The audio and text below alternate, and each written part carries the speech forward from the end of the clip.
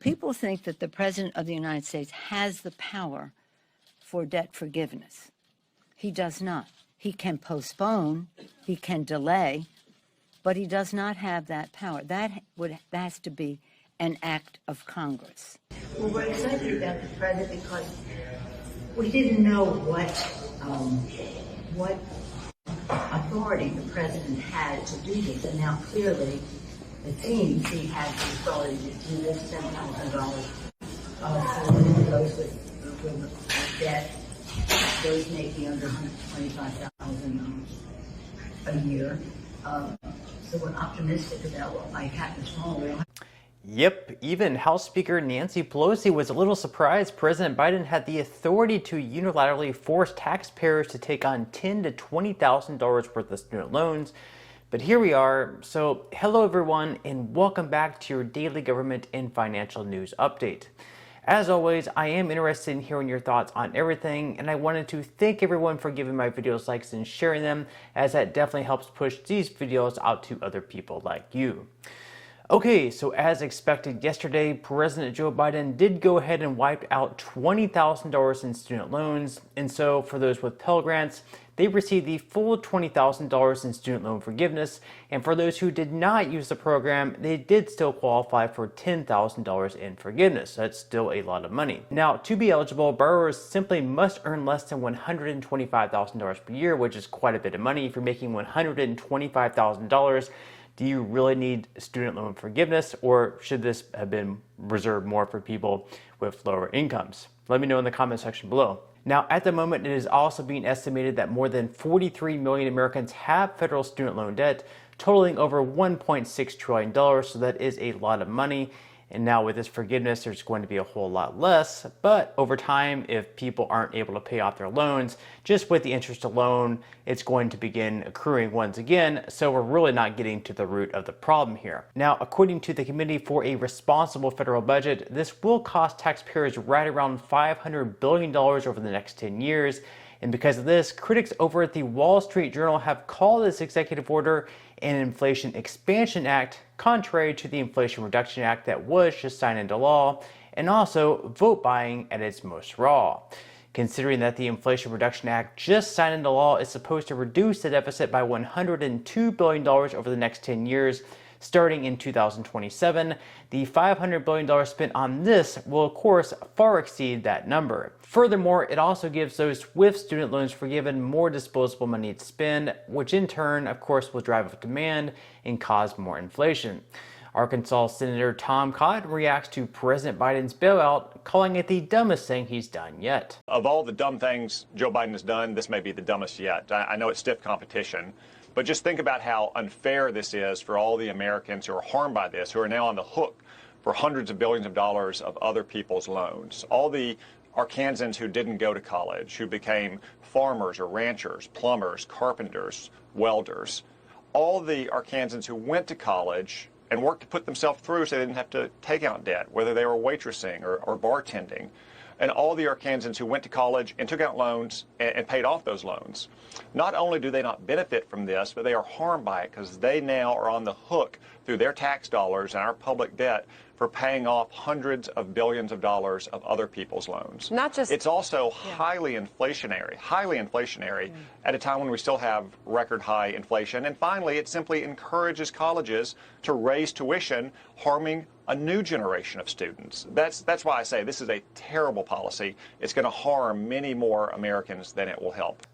And Cotton is exactly right. Not only does it encourage colleges to raise tuition on future generations, nor does it fix the problem in itself, but it's also just a little bit unfair to those who never took out loans in the first place, or perhaps worked extremely hard to make sure that all of their loans are paid off, whether it be they worked throughout college and they worked and went to school at the same time and they paid off all their loans rather than going out and partying or just not holding a job at all.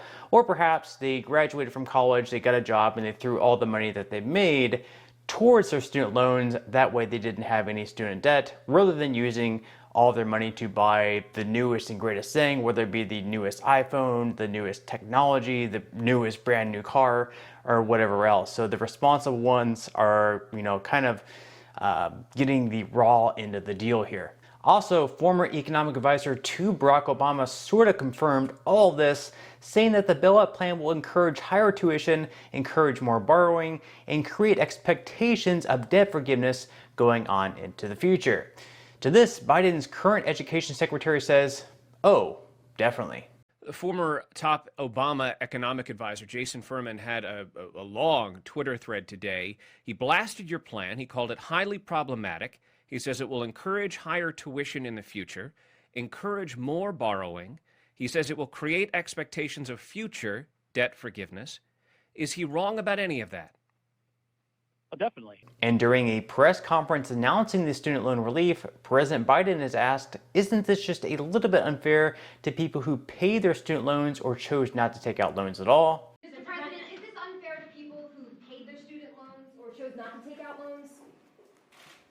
Is it fair to people who, in fact, do not own multi-billion-dollar businesses? If they see why these guys give them all a tax breaks, is that fair? What do you think? What about people who paid their loans, though, struggle to pay their loans, and now others don't have to?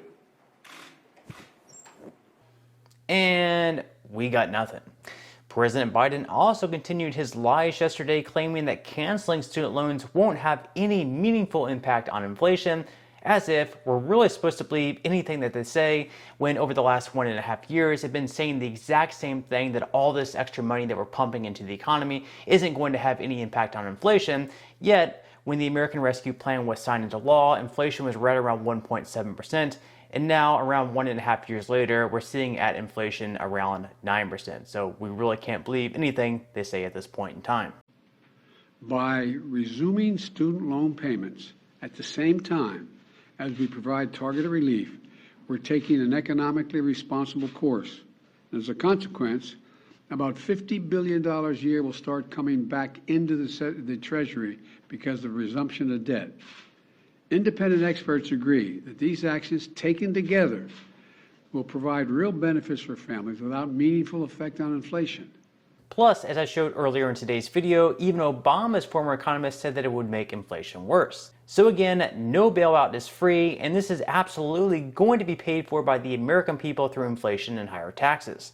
Not to mention, it doesn't solve the problem of college affordability in the first place and creates false expectations of more student loan forgiveness in the future.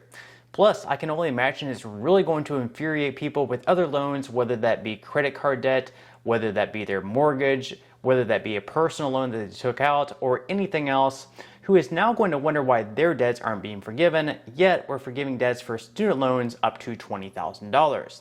Now, other than the $10,000 to $20,000 in student loan forgiveness, we also have some more stimulus checks at the state level going out in September.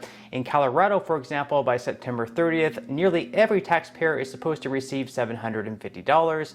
On September 12th, taxpayers in Illinois will receive $300 depending on how they file.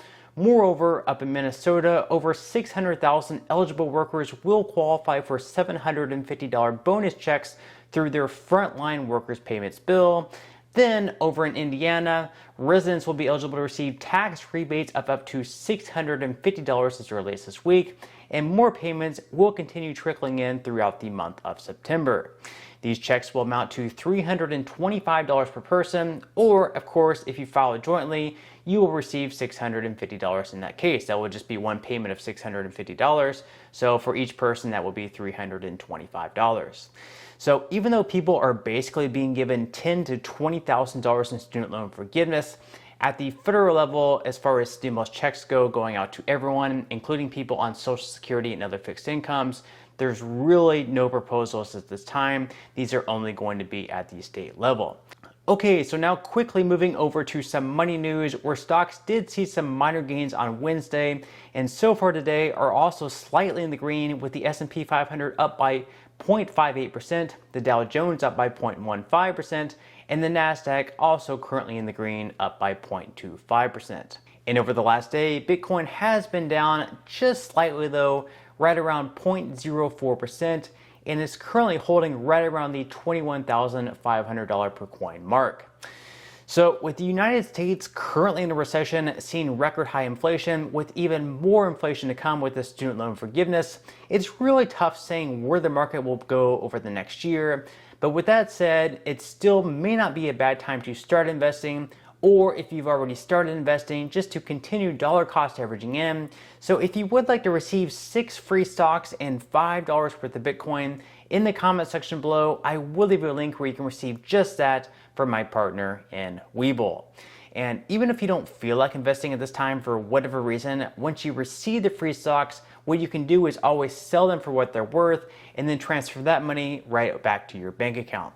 So in total, from the selling of these stocks or when you receive them, it should be worth right around $50 at least. Now, some people have received even more money. For example, if you receive a few stocks of Tesla, that would be over $3,000. So there is always a small chance you can earn a lot of money from these free stocks, although worst case scenario, you will be earning at least $50 in value. So really, in the end, you can think of this as just some free extra money with just a few minutes of work.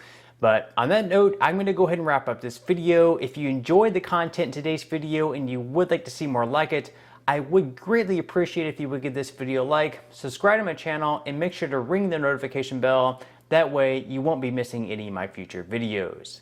And until next time, I hope you have a wonderful day ahead, and I'll see you in the next video.